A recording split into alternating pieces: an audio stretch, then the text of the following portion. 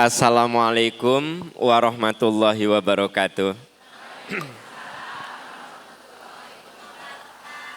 Bismillahirrahmanirrahim. Alhamdulillahirabbil alamin. Alladzi khalaqal mauta wal hayata liyabluwakum ayyukum ahsanu amala. Asyhadu an la ilaha illallah wa asyhadu anna Muhammadan abduhu wa rasuluh. Allahumma shalli ala Muhammad wa ala ali Muhammad kama shallaita ala Ibrahim wa ala ali Ibrahim fil alamina innaka Hamidum Majid. Alhamdulillah, dengan izin Allah Subhanahu wa taala, ini adalah MPI pertama setelah kita melaksanakan ibadah saum, ya. Taqabbalallahu minna wa minkum siyamana wa siyamakum. Semoga Allah menerima amal ibadah saum kita dan menjadikan saum ini menjadi saum terindah, terhebat, terbaik dalam hidup kita. Semoga Allah mempertemukan kita semua di saum yang akan datang. Amin ya robbal alamin. Dan tentu saja saya mohon maaf sekiranya canda-canda saya meluluh lantahkan kehormatan ibu bapak. Kalimat-kalimat saya menjatuhkan martabat, saya minta maaf ya. Hari ini kita akan membahas tentang bagaimana menjaga keberlangsungan amalan kebaikan. Karena faktanya alhamdulillah selama Ramadan itu rasanya waktu-waktu kita relatif banyak diisi dengan kebaikan. Dari mulai bangun jam 3, ya. Ibu-ibu mah mungkin 2:30, bapak-bapak 3:30, ya. Kantun tuang bapak mah, kan gitu.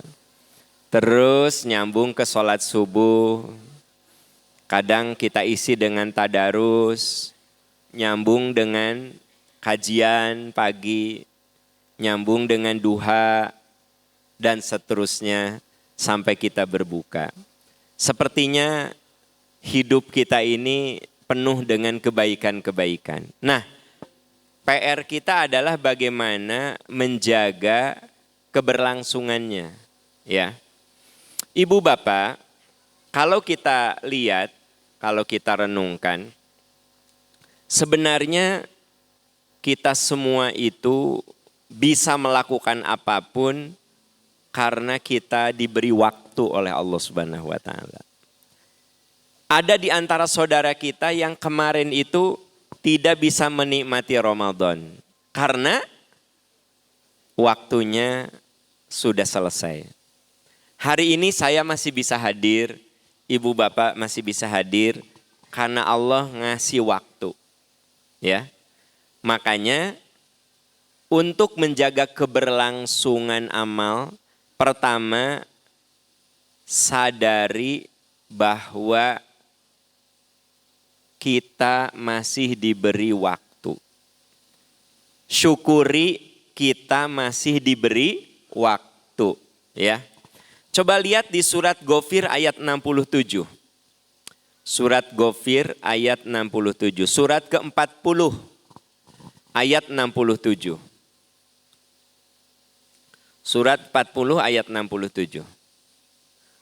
Sudah ditemukan? Oh, ya, agak lambat karena beberapa hari enggak pegang Al-Quran. Hampir lupa lagi, ya kan? Gitu. Karena ba'da lebaran sampai sekarang baru pegang lagi baca Quran. Surat Ghafir ayat 67, ada ditemukan? Nah, jadi Bu, untuk menjaga keberlangsungan amal soleh itu Pak, sadar kita masih diberi waktu. Ya. Huwaladzi, betul enggak? Ayatnya itu? Oh, masih ada yang nyari. Surat Ghafir, enggak, masih ada yang nyari, masih berkutat di daftar isi. Saya tahu. Ya. Masih berkutat di daftar isi. Ghafir ayat 67, surat ke-40 ayat 60. Huwaladzi khalaqakum min turab. Allah yang menciptakanmu dari saripati tanah. Yang dimaksud dengan dari saripati tanah itu kita makan apa yang ada di daratan. Dari mulai buah-buahan, kacang-kacangan, sayur-sayuran, kita makan binatang halal yang ada di darat, yang ada di laut, semuanya ada di tanah kan? Lalu kita makan. Apa yang kita makan? Ibu-ibu dibentuk oleh tubuh dengan kuasa Allah, ada yang jadi ovum. Bapak-bapak ada yang jadi sel sperma. Makanya disebutkan thumma min nutfatin thumma min alaqah. Kemudian dipertemukan ovum dan sperma. Ovum dan sperma itu terbentuk dari apa yang kita makan. Min turab, dari makanan yang ada di tanah. Ya. Jadilah benih yang ada di rahim ibu. Tsumma yukhrijukum tiflan. Kemudian kamu lahir. Jadi seorang anak. Tsumma litablughu. Kemudian dewasa. Ya. Litablughu asyuddakum. Tsumma litakunu syuyukhon. Kemudian ada di antara kamu yang sampai tua. Jadi firman Allah, kamu itu tadinya hanya segumpal darah yang ada di rahim ibumu. Lalu kamu lahir, ada yang sampai anak-anak, dewasa, bahkan tua. Wa minkum mayutawaffa min qablu, tapi ada juga orang yang diwafatkan sebelum dewasa, sebelum tua. Ya. Litablughu ajalan musamma, tapi pada akhirnya kamu semua punya waktu yang sudah ditentukan. Jadi ibu bapak, ini ayat bicara tentang apa? Tentang apa? Tentang umur, waktu. Ada yang lahir terus meninggal. Ada yang lahir pas anak-anak meninggal. Ada yang lahir pas remaja meninggal. Ada yang lahir pas dewasa meninggal. Ada yang lahir sampai berumur tua belum meninggal.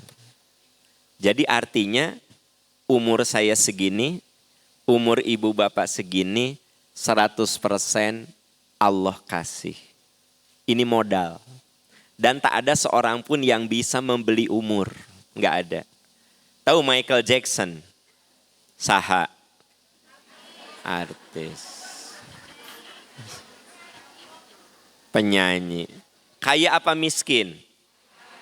Kaya raya. 1 menit pun, 1 detik pun dia tidak bisa membeli waktu untuk memperpanjang umurnya. Di usia 50 dia meninggal. Padahal uangnya berlimpah. Jadi artinya apa? Modal paling mahal yang Allah berikan kepada kita adalah umur. Alhamdulillah di sini kan umurnya rata-rata di bawah 30. Maka saya sering semangat kalau ceramah di Al-Irsyad Kota Baru Parahyangan karena rata-rata umurnya di bawah 30. Ada sih 10% nu 40. 5% nu 60. Kan? Jadi ibu bapak teh masih muda-muda. Nah, alhamdulillah sama Allah diberi umur ada yang 30, 40 ya. Abah Jenal 80.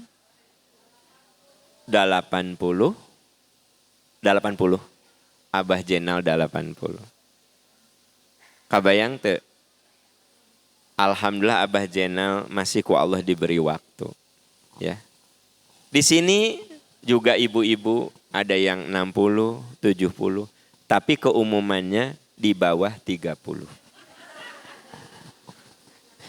Tapi nggak tahu aslinya ya, ini mah penampilan Anda itu kan rata-rata wajahnya kayak di bawah 30. Alhamdulillah. Jarang loh saya ngasih pujian tuh jarang banget, tapi entah kenapa hari ini pengen muji Anda saudara-saudara. Jadi rata-rata mayoritas di sini ini awet muda. Ya, awet muda. Mungkin karena hatena bersih. Nah, jadi ibu bapak ya. Kalau kita ingin menjaga keberlangsungan amal soleh, harus sadar sesadar-sadarnya. Ya Allah, terima kasih engkau masih beri waktu pada saya. Banyak loh orang yang lebih muda dari saya udah dipanggil. Adik kandung saya saja 10 tahun lalu sudah dipanggil. Bahkan ada jamaah yang jauh lebih muda dari saya. Umurnya 20-an, 30-an. Sudah dipanggil oleh Allah Subhanahu wa ta'ala. Nah, kita-kita ini makanya bisa hadir di sini sama Allah dikasih waktu.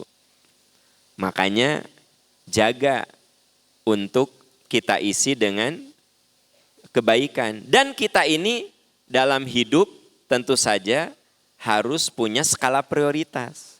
Dengar ya, kita kan punya waktu, diberi umur. Hidup itu pilihan. Ibu bapak bisa ke sini karena Anda menjadikan majelis percikan iman pilihan. Makanya Anda bisa datang ke sini. Tapi ada teman ibu yang santai sekarang ini masih nonton TV pakai daster warna kuning gambar stroberi yang pernah beli di Pelabuhan Ratu. Nonton karena skala prioritas dia bukan ke pengajian. Di sini ada yang dari subuh sudah siap-siap. Jam 5 udah di sini. Masya Allah. Pahala saya nggak ada apa-apanya. Saya mah jam 8 saparapat baru nyampe. Ibu jam 5, Masya Allah, tabarakallah. Dahsyat. Kenapa jam 5? Hoyong dipayun, hoyong napel jeng hijab. Nah, ibu, berarti yang jadi skala prioritas ibu adalah kebaikan. Jadi sebenarnya kenapa kita bisa melakukan sesuatu, itu pilihan kita. Makanya saya anggap ibu bapak bisa datang ke sini karena Anda menjadikan ini bagian dari pilihan yang utama. Ya nggak sih? Dah kalau nggak jadi prioritas mah tuh belum tentu datang Anda teh. Ada yang dari tempat yang jauh, kok bisa datang ke sini? Karena menjadikan prioritas. Jadi kalau kita ingin menjaga keberlangsungan, sadar hidup itu terbatas, waktu itu mahal. Yang kedua, tentukan skala prioritas. Jadi yang pertama tadi apa? Sadar bahwa waktu kita terbatas. Sadari bahwa umur itu benar-benar pemberian Allah. Waktu itu terbatas. Ya, terbatas. 2, harus punya skala prioritas. Harus punya skala prioritas. Harus punya bagian yang diutamakan. Skala prioritas itu yang diutamakan. Begitu. Nah, ini dijelaskan di surat Al-Baqarah 148. Al-Baqarah 148. Surat kedua ayat 148. Walikulli wijhatun. Betul enggak, Bu? Nah, kita tunggu yang masih nyari bergelimang di daftar isi. Nah, sudah ditemukan? Belum ya, kayak sok dipasian waktos ya. Nah, daripada ketika saya sudah bahas masih ke ayat sabaraha, ayat sabaraha. Ayat sabaraha. Teteh ayat sabaraha. Nah, daripada ngaganggu babaturana, sama saya dikasih waktu. Al-Baqarah 140 diawali dengan walikulli wijhatun, betul? Walikulli wijhatun huwa muwalliha. Setiap umat punya kiblat. tempat menghadapnya. Maksudnya apa? Setiap umat punya kiblat tempat menghadapnya. Setiap manusia, setiap umat punya prioritas dalam hidupnya. Punya kiblat, itu maksudnya punya prioritas. Ibu, bapak, Anda menempatkan MPI prioritas. Nah di situ. Tapi ada teman Anda yang menempatkan prioritas nate adalah nongkrong-nongkrong jeung babaturan. Ada nggak? Nah, jadi ketika itu masuk prioritas, percayalah kita menentukan pilihan. Fastabiqul khairat. Berlomba kamu dalam kebaikan yang jadi prioritasmu. Jadi Bu, dalam hidup mah kedah aya prioritas saya teh apa? Gitu. Prioritas saya teh apa? Mama, besok kemana? Prioritas mama mah pangaosan di Al-Irsyad Kota Baru Parahyangan. Gitu. Mama kan biasanya hari Kemis teh osok senam. Enggak. Untuk kali ini mama MPI. Karena memang ibu itu salah satu member di Sanggar Senam Hajah Laila. Nah seserian. Kan ayah Sanggar Senam Hajah Laila. Sanggar Senam Yuyun Yulia. Khususon akhwat. Ibu biasanya hari Kemis jam 8 teh senam. Di mana? Di Sanggar Senam Hajah. Kata suami teh, mah henteu senam, henteu ayah, Kemis ini mah mamah KMPI. Di Kota Baru Parahyangan Al-Irsyad. Berarti Anda menjadikan ini skala prioritas. Jadi hidup mah kudu skala prioritas. Fastabiqul khairat. Kamu berlomba dalam skala prioritas itu. Bu, kita teh Pak, jangan kalah sama orang yang skala prioritasnya teh nggak jelas. Saya ingin kasih tahu, ibu bapak pernah nonton, ada orang yang dari Surabaya datang ke GBK. GBK apa? Gelora Bung Karno. Untuk nonton bola. Dari mana? Surabaya. Enggak punya uang, tiap truk dipegat. Naik, truk dipegat, naik. Nyampe ente KGBK. Untuk apa? Ibu, Surabaya, Jakarta itu kan kurang lebih hampir 1000 kilo. Kenapa bisa?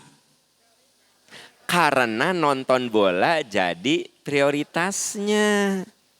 Ibu teh jangan kalah. Ibu mah nggak sampai 5 kilo. Enggak.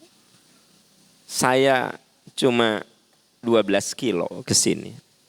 Jadi malu kalau saya tidak jadikan ini skala prioritas. Wong bonek-bonek itu saudara, dari Surabaya ke Jakarta hanya untuk nonton bola. Kok bisa? Karena skala prioritas gitu ya. Jadi yang orang itu bisa dan tidak ditentukan oleh ini jadi prioritas saya enggak. Makanya di ayat ini dikatakan walikulli wijhatun huwa muwalliha. Setiap umat itu punya kiblat. Tempat mengarahkan jiwa raganya ke situ. Fastabiqul khairat. Sok kamu berlomba dalam kebaikan. Ada orang yang kok bisa nonton bola jam 2 pagi. Kalau lagi Piala Dunia Pak, jam 2, jam 1. Tiap malam. Kok kuat? Kenapa? Skala prioritas. Nah tahajud nggak kuat. Karena tidak masuk dalam. Udah sederhana lah hidup mah begitu. Itu jadi kenapa kita bisa nonton bola Piala Dunia. Ya. Jam 1 udah bangun, jam 2 udah bangun, nonton. Mata itu rasanya segar bugar. Karena skala prioritasnya nonton bola. Tapi kenapa tahajud mah? Baru 1 rakaat sudah Allah. Sami Allah. Allah. Pas sujud teh, sugan teh ngadoa lama, les keur sujud bobo. Jigana aya nu ngalaman gitu dah. Sujud, nah si mamah teh teu bangkit dari sujud. Cek suami teh, si mamah eta ngadoana meuni lama. Nepi ka adzan sujud. Suamina kaget. Bisi maot. Ya. Mama, ya. Kia Allahu Akbar. Gitu. Mamah menilami, doa mamah lama. Nah, padahal mah bobo. Ya. Bu, saya lupa tahun berapa, udah lama banget. Sholat di Masjidil Haram, taraweh. Oh udah lama, udah 15 tahun lalu. Saya teh umroh di bulan Ramadan. Taraweh. Ada jamaah, kita mah udah bangkit, dia mah sujud aja gitu. Sujud, Nabi ka assalamualaikum, sujud terus. Sujud. Salat berikutnya, dia masih sujud. Saya nggak berani membangunkan karena kan itu bukan orang Indonesia. Bisi cara sholat dia teh beda sama kita. Padahal sebenarnya mah jigana bobo. Tapi eta hebat ya. Bobo sambil sujud sajam atuh kuat. Mun saya mah geus ngagoprak meureunna. Nah. Ibu, saya lagi cerita hidup itu bagaimana jadi kita bisa itu karena skala prioritas. Makanya Allah berfirman, setiap umat punya kiblat yang dia prioritaskan. Fastabiqul khairat. Sok kamu berlomba dalam skala prioritas kebaikan. Kenapa ada yang bisa berkunjung ke pamannya, ke uaknya, ke bibinya. Padahal jauh ada di Bondowoso. Jadi uakna, bibina di Bondowoso, Jawa Timur. Udah deket ke Bali itu, ke penyeberangan. Kalau pakai kereta dari Bandung tuh 16 jam. Kenapa dia bisa datang ke uak bibi tantenya nu ada di Bondowoso? Kenapa? Tapi kenapa Anda tidak bisa datang ke uak bibi tante? Padahal tinggalnya di Dayakolot. Anda tinggal di Padalarang, bibi Anda di Dayakolot. Kenapa tanggal segini Anda belum bisa silaturahmi? Kenapa? Karena tidak masuk dalam, gampang lah sekarang mah. Lamun orang nggak bisa itu karena nggak masuk skala prioritasnya. Gitu ya. Oke. Jadi pertama apa Bu? Sadari. 2, skala prioritas. 3, manfaatkan kesempatan. Memanfaatkan kesempatan. Jangan lupa, kesempatan itu tidak datang 2 kali. Bapak Ibu, hari ini kita bisa hadir karena memanfaatkan kesempatan.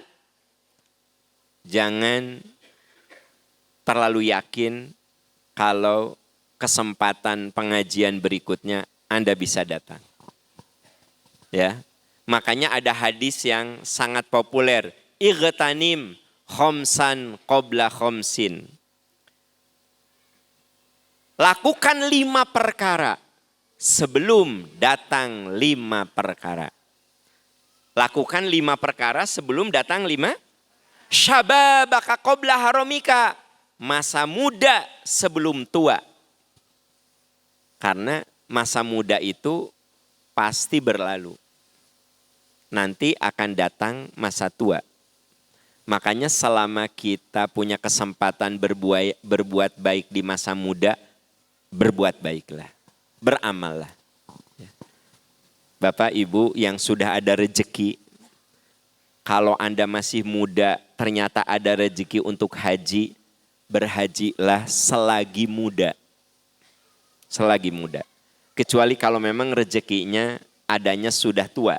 Tapi saat muda sebelum tua.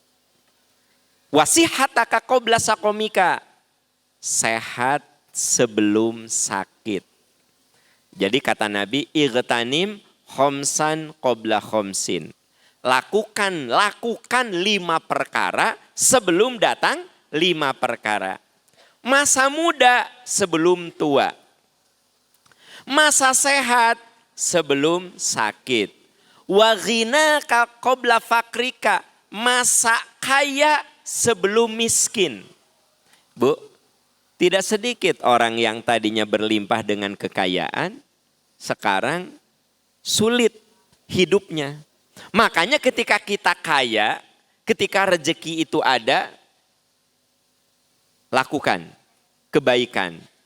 Sebab kalau kita kaya, sedang kaya, itu peluang kita lebih mudah berbuat baik. Sebab kalau kita nggak kaya, berbuat baik itu lebih banyak wacana. Dah kalau ada uang mah atuh ku saya. Nyata apa wacana? Ada masjid sedang pembangunan. Saya ya kalau ada uang dibereskeun ku saya ieu teh. Nyata apa wacana? Tapi bagi yang punya uang mah masjid can beres, datang ke ketua DKM, "Bapak, ini masih butuh uang berapa?" Kirang langkung 300 juta. Sok kerjakan saja, saya transfer. Nyata. Matak teman-teman, adik-adikku tercinta, berdoalah untuk kaya. Supaya kita nyata. Matak dari 10 sahabat ahli surga, 9-nya itu orang kaya. Orang kaya yang soleh. Ya. Udah mah miskin, tersoleh deh. Nah ini mah kaya soleh. Ya. Makanya Abu Bakar mah coba. Salah satu ahli surga. Dia pengusaha, duitnya berlimpah. Begitu dia lihat Bilal sedang disiksa. Kan Bilal teh sempat disiksa agar murtad. Ngap-ngapan. Ahad. Karena dijemur di tengah terik 55 derajat Celcius, di atas pasir yang panas, ditindih dengan batu yang panas. Kata Umayyah, kalau kamu tidak murtad, kamu mati, dibakar matahari. Sedang disiksa gitu, lewatlah Abu Bakar. Kata Abu Bakar, kepada kamu siksa, mendingan saya beli aja. Kan Bilal teh budak. Bisa dijual belikan zaman dulu. Lihat. Apa kata Umayyah? Sok we beli 10 kali lipat harga. Anggaplah orang lain mah jualnya 100 juta. Sok we 1 miliar. Abu Bakar mah da kaya. Saya beli. Ibu mau juga na adu tawar heula. Pas adu tawar teh kaburu maot Bilal teh. Ditawar lah itulah. Bahkan masih mending adu tawar. Oke, saya cari proposal dulu. Kirim proposal. Kaburu maut eta Bilal. Tapi karena Abu Bakar itu kaya, langsung saya beli, bebaskan, saya lunasi. Padahal harganya 10 kali lipat dari yang biasanya. Makanya kalau kita sedang ada rezeki, gunakan dalam kebaikan sebelum kamu berkekurangan. Ya. Wa faragha qabla syuglika. Masa luang sebelum sibuk. Jadi mun ada waktu luang teh gunakan dalam kebaikan. Bisi nanti keburu sibuk. Ibu bagus. Sekarang ibu ke MPI. Bagus. Sebelum suami ibu jadi menteri. Nah, tidak ada yang tidak mungkin. Bisa aja suami ibu jadi menteri. Tentu ketika Pak Aam jadi presidennya. Nah lanjut ya. Kita lanjut. Dan Anda mah tekop heureuy. Langsung kieu, enggak mungkin. Kata Anda nggak mungkin, muncek Allah kun fayakun. Catat itu saudara. Nah balik ke yang tadi. Ibu matak mempeng suami ibu belum jadi menteri. Kan ibu kalau suami ibu udah jadi menteri mah. Ibu teh jadi ketua apa? PKK di kementerian atuh. Ibu teh mual sempet datang ke pengajian. Matak sebelum sibuk sok lakukan. Ya. Anak-anakku tercinta, sebelum kalian punya suami, sering datang ke pengajian. Sebab tidak sedikit anak-anak tercinta yang dulu sebelum nikah mah rajin ke pengajian. Begitu nikah, borojol anak tilu teu eureun-eureun. Udah gak bisa ngaji. Tahun pertama nikah hamil, tahun kedua nikah hamil, tahun ketiga hamil. Karena memang per 2 tahun borojol. Ya kan gitu. Bahkan saum juga selalu gak bisa. Saum ayeuna hamil, saum berikutnya menyusui. Saum berikut tegas hamil deui. Saum berikut menyusui deui. Saum berikut hamil deui. Jadi 6 tahun teu puasa. Boro-boro ke pengajian saum wae tidak bisa karena hamil menyusui. Kan gitu. Kabayang eta teh anakna genep berarti 12 tahun teu puasa tah. Boro-boro ke pengajian. Makanya untuk anak-anakku tercinta ketika kalian belum nikah rajin ke pengajian. Tangke tos nikah mah riweuh ngurus suami. Coba suami Anda teh ogo. Ngurus anak ya kan. Nah anak teh ketika bayi kudu diurus. Itu teh apa? Nyambung lagi kudu dianterkeun ka sekolah, kudu dijemput, tambah riweuh gitu. Ya. Yang berikutnya wahayatika qabla mautika, masa hidupmu sebelum mati. Jadi memanfaatkan kesempatan masa muda sebelum tua, masa sehat sebelum sakit, masa kaya sebelum miskin, masa luang sebelum sibuk, masa hidup sebelum mati. Jadi rumus yang pertama supaya bisa menjaga apa Bu? Menjaga keberlangsungan kebaikan, sadari atas keterbatasan waktu. Yang kedua, apa? Harus menentukan skala prioritas. Yang ketiga apa Bu? Memanfaatkan kesempatan. Ya begitu. Nah kemudian Ibu Bapak yang berikutnya adalah menata hati. Apa Bu? Menata hati ya. Menata hati dengan nasihat. Apa Bu? Tah, jalmi mah, manusia mah makhluk yang harus dinasehati. Dan sifat nasihat itu harus diulang-ulang. Dinasehati. Jadi yang keempat apa Bu?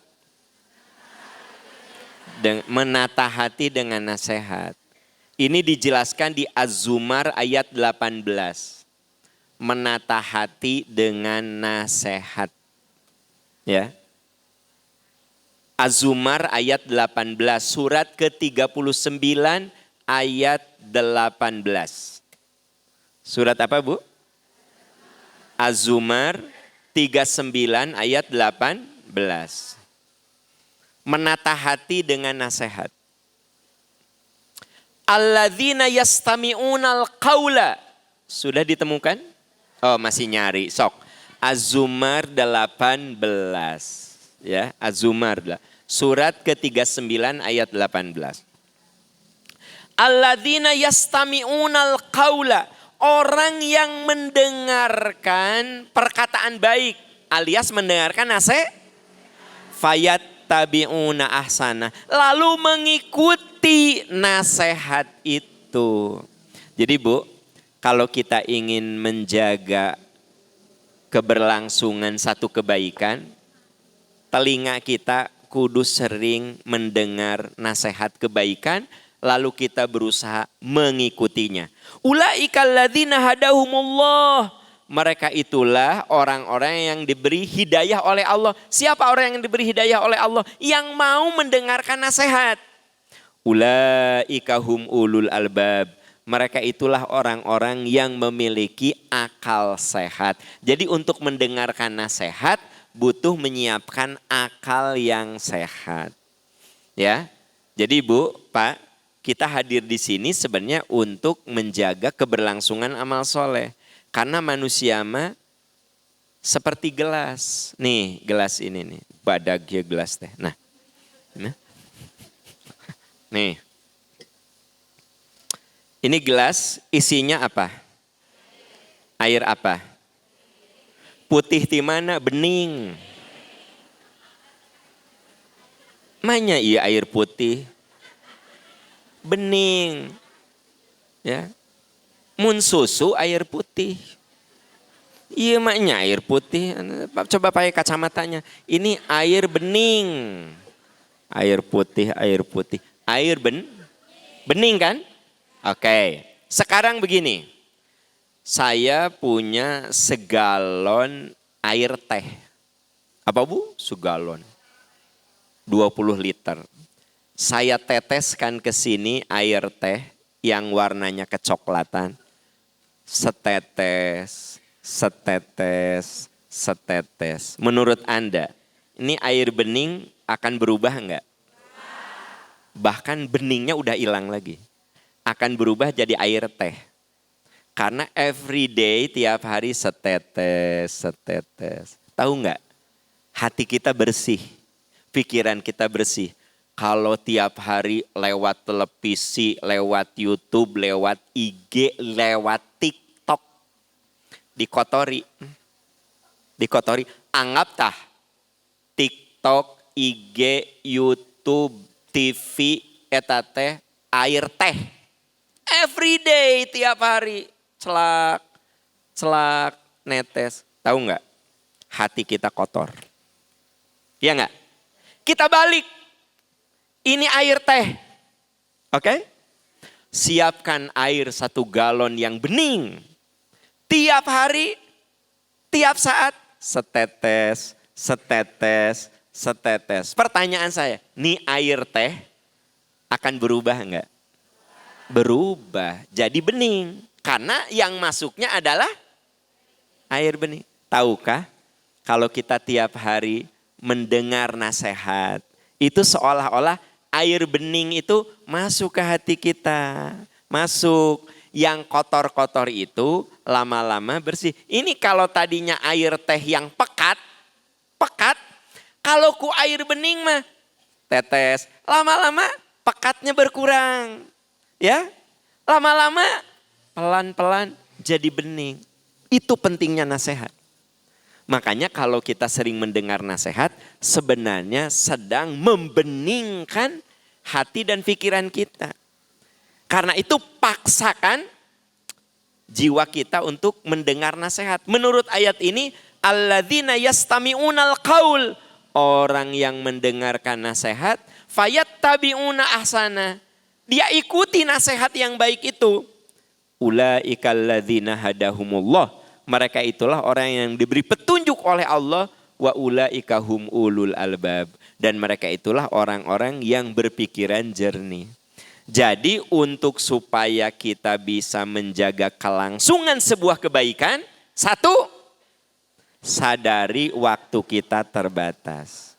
2, coba tentukan skala prioritas dalam hidup kita teh apa? 3,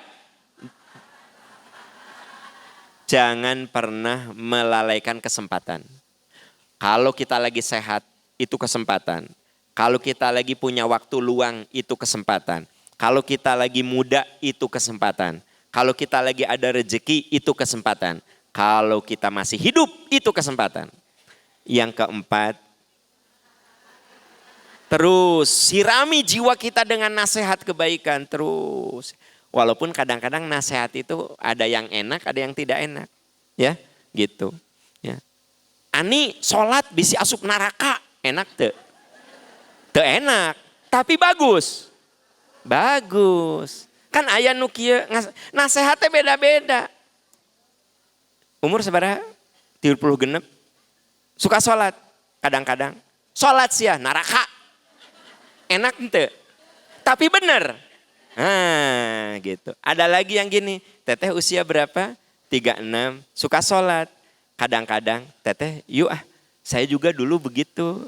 Sekarang alhamdulillah pelan-pelan lah istiqomah orang sholat. Bisi kaburu Allah memanggil kita. Enak pertama apa enak kedua? Da anda mah kudu di bageran wae hirupna. Nah jadi. Tapi terserah. Pokoknya mah dengar nasihat. Yang kelima. Pupuk hati dengan Al-Quran. Kalau tadi mah terangi dengan nasihat. Sekarang yang kelima. Pupuk hati dengan Al-Quran. Ibu, Quran teh obat untuk hati kita. Ya. Manusia itu kan kadang hatinya suka gampang terpengaruh. Suka terkotori dengan apa yang kita tonton, yang kita dengar. Itu kadang-kadang ngotorin hati. Nah, hati itu kudu dipupuk, dirawat. Ya. Yaitu dengan Al-Quran. Dengan Al-Quran. Manusia itu kadang ujug-ujug ada penyakit hati teh julid, ya, dengki gitu. Tetangga nikah lagi, uyuhan aya nu daek. Ya kan tetangga itu meninggal suaminya. Tetangga ibu, ya. Ibu Tuti Herawati. Ibu siapa? Tuti Herawati. Kan suaminya teh meninggal. Setahun kemudian Ibu Tuti teh nikah lagi. Karena Anda julid, udah nikah lagi. Ayo daikeun lagi. Hatimu julid. Ya enggak? Iya. Ari Bu Tita ke mana? Eta wisuda anaknya. Kalau hati Anda bersih mah, alhamdulillah. Meni seneng dengarnya, punya anak udah wisuda. Kalau hati Anda julid, apa? Wisuda. Padahal budak teh bodoh teh. Ada bodoh atuh. Coba. Jadi Bu, kadang hati kita itu suka kotor. Salah satu penyakit hati teh julid, takabur tah. Ya, takabur, sombong. Ibu putra sabaraha hiji? 2. Kok nggak pernah kelihatan? Kan anu kahiji mah sekolah di Amerika. Anu kadua sekolah di Jepang. Ibu meni banyak uangnya, beasiswa LPDP. Ibu putra meni palalinter, indungna pinter atuh. Mun indungna bodoh mah budaknya bodoh. Berarti ada Ibu putra meni palalinter. Alhamdulillah ini teh karunia Allah. Tapi memang hati manusia mah kadang sok aya panyakitan, sok sakit. Tadi dengki, sombong, pamer. Terang teu ieu sabaraha handphone abdi? Coba berapa? Pasti awisnya sabaraha coba sabaraha. 15 juta, 25 juta. 15 juta di mana atuh? Kan, Bu, Ibu, kadang orang mah sok aya muncul sombongnya, sok ada muncul pamernya, suka ada muncul dengkinya. Tah eta teh penyakit hati. Maka sering baca Quran, karena Quran itu syifaul lima fis sudur, obat hati. Dibuka surat Yunus ayat 57. Surat Yunus ayat 57. Surat ke-10 ayat 57. Ayat 57. Surat Yunus surat ke-10. Sudah ditemukan? Ya ayuhan nasu, betul nggak tuh? Sok. Masih ayanu lihat daftar isi. Ya. Sudah. Surat Yunus ayat 57. Ya ayuhan nas, wahai manusia. Qad ja'atkum mau'idhatum mir rabbikum. Telah datang kepadamu Al-Quran dari Tuhanmu. Wa shifa'ul lima fis sudur. Penyembuh bagi penyakit yang ada dalam hatimu. Wa hudan, petunjuk. Wa rahmah, rahmat bagi orang-orang yang beriman. Di situ ada kalimat yang sangat penting. Shifa'ul lima fis sudur. Makanya Bu, pupuk hati kita dengan Al-Quran, bisi dalam hati kita tuh tumbuh penyakit-penyakit hati. Ria, sombong, apa tadi? Julid, ya, takabur gitu. Karena kadang-kadang setan itu suka masuk lewat pintu kebaikan. Ibu tadi pagi tahajud, baik nggak? Amal soleh? Sama setan dikeceng. Ibu foto sajadah ibu, cetrek. Ibu munculkan di IG. Ibu katakan, ya Allah, tadi malam hamba menitikkan air mata. Bersujud di hadapanmu. Saat saudara-saudaraku tercinta tidur lelap, aku mendekatkan diri pada dekapanmu ya Allah. Apa yang terjadi? Teman-teman Anda langsung komen, Masya Allah, tabarakallah, teteh gelis, kergelis teh ahli ibadah. Kata yang satu, Masya Allah, ahli surga teteh. Terus Anda baca, Anda teke, wow. Nah, berarti ada penyakit apa? Hati. Penyakit hati. Jadi kadang-kadang eta ibadah tahajud di jam 3 nepi ka subuh ancurku. Wow, karena Anda lihat komen-komennya begitu positif. Sekalinya tidak ada komen, Anda bilang kamarananya menewah komen. Itu juga masalah.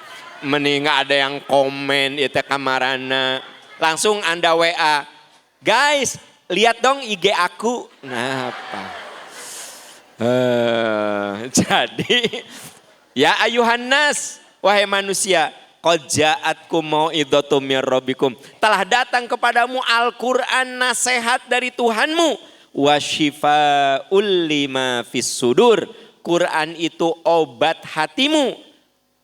Sumber petunjukmu. Dan sumber diturunkannya cinta Allah kepadamu. Makanya paksakan, sisihkan. Apa tadi? Prioritaskan untuk baca Quran. Baca Quran mah Bu.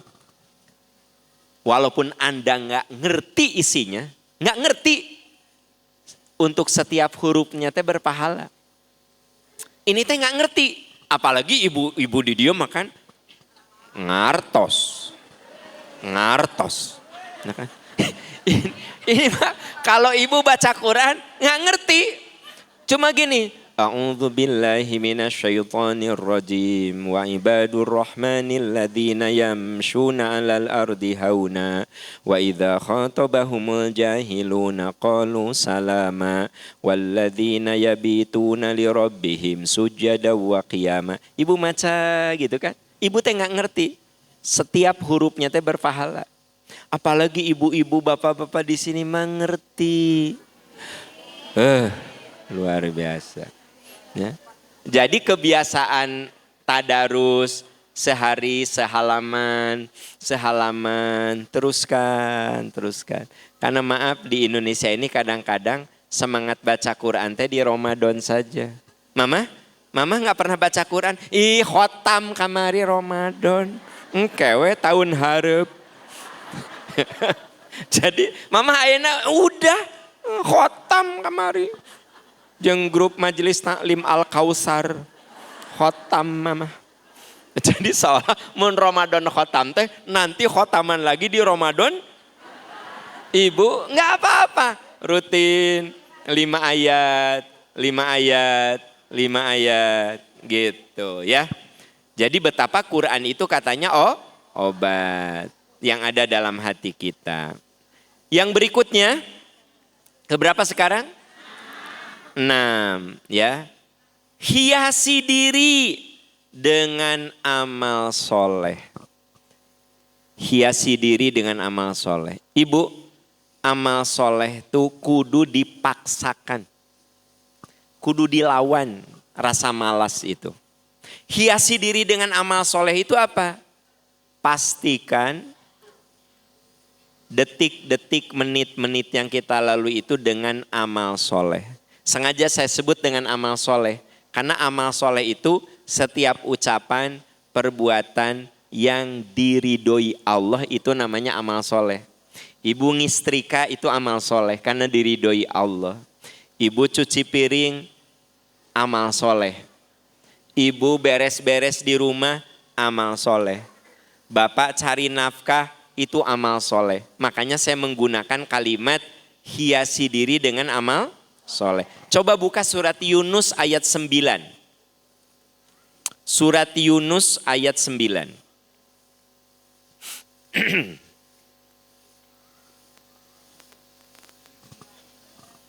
Surat ke-10 ayat 9. Innalladzina amanu, betul enggak? Surat Yunus ayat 9. Innalladzina amanu, sesungguhnya orang-orang beriman, wa amilus solihat, dan mengerjakan amal soleh atau mengerjakan kebaikan. Dengar nih, yahdihim rabbuhum biimanihim. Niscaya Allah memberi petunjuk kepada mereka karena keimanannya. Jadi gini Bu, makin kita rajin beramal soleh, sama Allah tuh kita makin dibimbing. Makin dibimbing, ini janji Allah. Innalladzina amanu, sesungguhnya orang yang beriman, wa amilus solihat, dan beramal soleh, yahdihim rabbuhum biimanihim. Niscaya Allah memberi petunjuk kepada mereka karena keimanannya. Itu di dunia, di akhirat. Apa? Tajri min tahtihimul anharu fi jannatin naim. Tempat mereka di dalam surga yang penuh kenikmatan dan yang mengalir di bawahnya sungai-sungai. Jadi Ibu, Bapak, memang kita ini kudu memaksakan diri beramal soleh. Duha, paksakan. Baca Quran, paksakan. Tahajud, lawan, paksakan. Nanti kalau awalnya dipaksakan, lama-lama tubuh kita nagih. Misalnya gini, saya tidak pernah duha, tapi saya dipaksakan. Pokoknya jam 7 saya duha, paksakan. Lama-lama kalau nggak duha teh nggak enak. Ya, karena tubuh kita sudah nagih, tapi untuk nagih teh kudu dipaksakan dulu.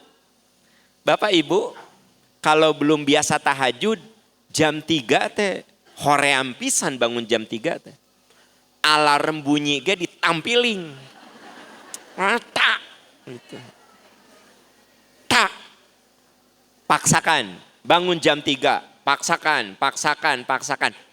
Percaya ke saya. Kalau sudah dipaksakan, nanti kita bisa bangun jam 3 tanpa alarm. Ujug-ujug kita teh seperti ada yang membangunkan aja, bangun jam 3. Ini kan sudah dialami oleh ibu bapak kan? Dah Anda mah orang-orang solehah. Jadi yang saya ceritakan itu rata-rata ibu-ibu gini. Gitu. Nah jadi gitu. Ibu, tahajud itu berat bagi yang belum membiasakan. Tapi bagi orang yang sudah membiasakan, secapek apapun jam 3 teh bangun. Sholat, ya. Tapi memang itu teh kudu dilawan dulu. Itu. Jadi yang susah itu apa? Melawan di awal. Ngelawan Bu. Allah berfirman. Kalau orang-orang beriman itu melakukan amal soleh. Yahdihim robbuhum. Allah akan menguatkan dengan keimanan mereka. Maksudnya apa? Kalau kita sudah membiasakan diri. Tahku Allah teh dikuatkan iman kita. Jadi tidak terpaksa, jadi ringan. Ibu maaf ya, bagi ibu-ibu yang sudah memaksakan diri datang ke majelis taklim, maka majelis taklim teh bukan hal berat. Bahkan nagih, nih lila wah majelis taklim, gelisah ibu teh nih. Libur teh lama-lama teuing atuh. Bagi nutara mah kieu, teteh hayu ngaos, mending ngaos wae ih. Iya enggak sih? Iya. Jadi ternyata amal soleh mah Pak kudu dipaksakan. Amal soleh mah. Nanti kalau dipaksakan ini janji Allah. Yahdihim robbuhum biimanihim. Allah akan menguatkan dengan iman mereka. Maksudnya apa? Yang tadinya berat, yang tadinya susah, yang tadinya sulit, lama-lama serasa mudah dan gampang. Karena Allah menguatkan dengan keimanan kita. Nah itu poin keberapa Bu? Apa keenam tadi? Yang ketujuh. Pertahankan jiwa muhasabah. Apa yang ketujuh? Jiwa muhasabah. Muhasabah. Pertahankan jiwa muhasabah. Muhasabah itu artinya pertahankan jiwa muhasabah, kurung buka introspeksi diri, kurung tutup, titik. Pertahankan jiwa apa muhasabah? Kurung buka introspeksi diri, kurung tutup, titik. Dah. Ibu hulang-hulang karena titiknya. Jadi Bu, Pak, ternyata untuk menjaga keberlangsungan kebaikan, kita kudu muhasabah. Apa muhasabah tuh? Introspeksi diri, menilai progres, menilai pertumbuhan dan perkembangan. Contoh, ya, muhasabah itu begini. Waktu Ramadan, sebulan saya taraweh. Alhamdulillah 30 malam. Sekarang bulan Syawal tos bolong. Sekarang teh berapa Syawal? 13 Syawal. Tahajud kakara 2 kali. Ada progres pertumbuhan apa penurunan? Tah eta namanya muhasabah. Oh ya Allah kenapa ya Ramadan aku bisa taraweh tiap malam. Sekarang bulan Syawal aku baru tahajud cuma 2 kali. Berarti ada penurunan. Renungkan lagi. Ini muhasabah nih. Ramadan kemarin alhamdulillah tiap hari 1 halaman. Sekarang Syawal tanggal 13 baru 5 ayat. Apa Bu? Penurunan. Benar gak sih? Gitu. Kemarin aku Ramadan full 30 hari puasa. Sekarang Syawal kakara hiji. Penurunan. Maksudnya gini, muhasabah itu untuk mengukur bahasa perusahaan mah kinerja. Jadi muhasabah itu untuk mengukur saya ini mengalami penurunan, mengalami pertumbuhan atau diam, stag. Maka kalau kita ingin menjaga keberlangsungan amal soleh, kudu jujur menilai diri kita sendiri. Ibu makan lebih pandai menilai orang lain. Ayah itu ku mamah diperhatikannya. Ramadan maca Quran. Ayeuna ayah henteu maca Quran. Ramadan ayah taraweh, sekarang ayah tara tahajud. Ayah itu teh nggak bagus. Jadi kita mah paling enak gampang menilai orang lain. Ye, cece, teteh, mak. Jangan pandai menilai orang. Tanya, saya teh ini dibanding Ramadan kemarin itu progres, tumbuh atau degradasi, apa turun? Kalau lihat wajahnya mah progres. Mau ningali wajah teuing asli nama. Duka asli nama. Tapi kalau lihat wajah mah progres, kelihatan progres. Ya. Alhamdulillah ibu bapak dari mulai Idul Fitri sampai sekarang tahajud belum absen kan? Wallahu a'lam saya nanya Anda belum absen kan? Wallahu a'lam. Ya kalau absen karena datang bulan oke, itu mah dimaafkan. Ieu mah bagi yang geus teu mens. Ya, dari mulai Idul Fitri sampai sekarang tahajud rutin kan? Tadi jawabnya wallahu a'lam. Ayeuna insya Allah iya apa insya Allah enggak kan aku nggak tahu. Anda mah pintar cari jawaban teh nu confuse. Bikin orang bingung ya. Oke, ya. Jadi artinya betapa pentingnya apa? Muhasabah. Jujur terhadap diri kita. Oh saya teh sekarang mengalami peningkatan. Alhamdulillah, pertahankan. Duh, dibanding Ramadan kemarin, bener belum sabulan we geus mengalami penurunan. Yang naik dengan berat badan. Ari amal soleh mah turun, ari berat badan naik. Tah eta. Teu lucu eta teh. Nah, jadi ari amal soleh turun, ari berat badan naik kumaha? Nah, gitu. Ibu, kumaha ada peningkatan? Peningkatan apa Pak Am? Amal soleh. Nya eta Pak Am, amal soleh penurunan berat badan Pak Am. Waktu belum puasa aku kan 60. Pas puasa kan 58. Pak Am baru 2 minggu ayeuna urang geus genep 4 sah. Oh my God. Ibu secepat itu? Ya aku juga nggak tahu. Bukan nggak tahu. Makanmu tak terkendali. Ibu buka surat ke-59 ayat 18. Surat ke-59 ayat 18. Ya. Ya ayyuhalladzina amanu taqullah. Surat ke-59, surat Al-Hasyr ayat 18. Ya ayyuhalladzina amanu taqullah. Hai orang beriman, takwa kepada Allah, wal tanzur nafsum ma qaddamat lighad. Lihatlah, hendaklah memperhatikan apa yang diperbuatnya agar hari esok lebih baik. Wattaqullah, takwa kamu kepada Allah. Innallaha khabirum bima ta'malun. Al-Hasyr surat 59 ayat 18.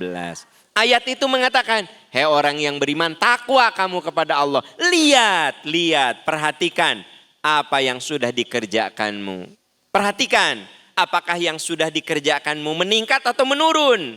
Sok perhatikan. Berarti betapa pentingnya untuk menjaga keberlangsungan kebaikan itu, mengevaluasi diri, jujur kira-kira apa yang harus kita tingkatkan, apa yang harus kita pertahankan, dan apa yang harus kita perbaiki. Dan jangan segan-segan minta ditegur, minta masukan ayah. Selama kita berumah tangga 20 tahun, apa kekurangan mama? Tanya suami. Jangan merasa tidak punya kekurangan. Ibu punya kekurangan enggak? Sampurna abdi mah. Ibu tanya suami. Ibu pernah nanya ke suami, ayah, selama rumah tangga apa yang harus mama perbaiki? Tanya. Jangan sok sampurna gitu. Tanya. Apa kata suami teh kieu? Ah, takut mama tersinggung? Enggak, ayah. Katakan, mamah muhasabah. Mamah baru dengar nasihat tadi di masjid. Katakan, apa kekurangan mama? Mamah takut marah? Enggak akan. Oke, nyamah gini. Ini ya yang ayah rasakan selama rumah tangga. Tapi takut marah, moal ayah. Ya, gini ya, suami teh ragu ya. Gini mamah tuh kelemahannya, kadang mamah teh tanpa sebab ujug-ujug bae ke ayah teh. Tanpa sebab ujug-ujug cemberut ke ayah teh. Tanpa sebab ujug-ujug marah ke ayah teh. Cek saha. Pasti ada sebab atuh. Rawa suami teh. Kan kebayang teh. Ya, hari awalnya sudah bilang, ya moal sok. Kata siapa? Pasti ada sebab, tapi ayah nggak ngerasa. Suami teh dina hate, tuh kan cek orang ge eta. Teh ibu dengarnya, kalau ibu nanya ke suami, ayah apa kekurangan mama? Suami bilang, mama pertama mama teh kalau marah kadang-kadang nggak jelas sebabnya, ayah juga sok bingung. Oh gitu ayah, terus apa lagi? Terus yang kedua, mamah teh kalau ngomong sok diulang-ulang. Mun ayah salah, ti 5 tahun kamari teh sok diulang deh. Oh gitu ayah? Oh hampunten atuh mama. Naon deui ayah? Gitu, tong dilawan. Apalagi ayah, tah ieu mah ku barudak ge dirasakeun naon. Mamah teh kalau di mall sering mengalami kesurupan. Kesurupan balanja mah gitu. Sabab mun mamah kesurupan jin, ayah enak tinggal bacakeun ayat kursi. Mun kesurupan balanja, teu aya surat nu mempan mamah. Oh gitu ayah, apalagi gitu. Jadi kalau suami bilang, mamah teh sok marah tanpa sebab. Jangan. Oh gitu ayah. Ayah nanti mah gini ya. Mun mamah marah tanpa sebab, ingetin mamah ya. Maka Anda akan lebih baik. Tapi kan Anda mah teu kitu. Cok saha. Pasti mamah teh ada sebab. Tak mungkin mamah ujug-ujug marah. Apalagi ayah. Atos we eta mah. Sebab apa? Pasti pipaseaeun ya mah. Hiji we geus ngamek gitu, komo 5, jigana gelas hancur moal udah. Akhirnya apalagi ayah? Udah segitu. Masa apalagi? Udah itu aja. Apalagi? Udah mah itu aja. Cek suami teh kaduhung aing ngomong. Gitu. Jadi itu ya. Ibu sekali-kali bilang ini, nak sayang ke anak teh. Mamah teh kan sayang sama AA teh. Kadang-kadang mamah teh suka ngomong yang nyakitin AA. Maafin mamah ya.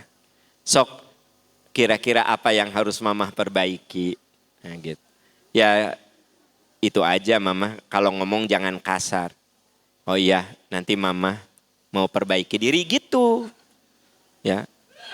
Ya mamah teh kalau ngomong suka kasar. Da maneh sok ngelawan wae. Udah. Matak mamah ngambek sama kamu. Nurut gerak ka mamah ari keur. Diomongan teh. Jadi budak teh sieu. Bu, Ibu, ini relate enggak dengan kenyataan kita? Maksudnya ieu teh ngarang fakta apa? Oke, terima kasih atas kejujurannya ya.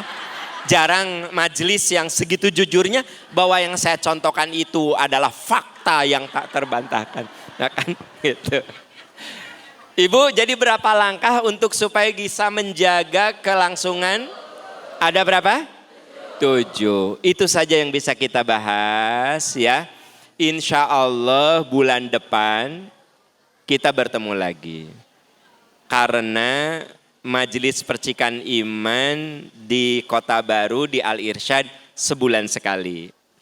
Di TSM sebulan sekali. Di Masjid Peradaban Arjasari tiap Ahad. Insya Allah. Kita akhiri dengan doa kafaratul majlis. Subhanaka Allahumma wa bihamdika asyhadu an la ilaha illa anta astaghfiruka wa atubu ilaik. Walhamdulillahirabbil alamin. Wassalamualaikum warahmatullahi wabarakatuh.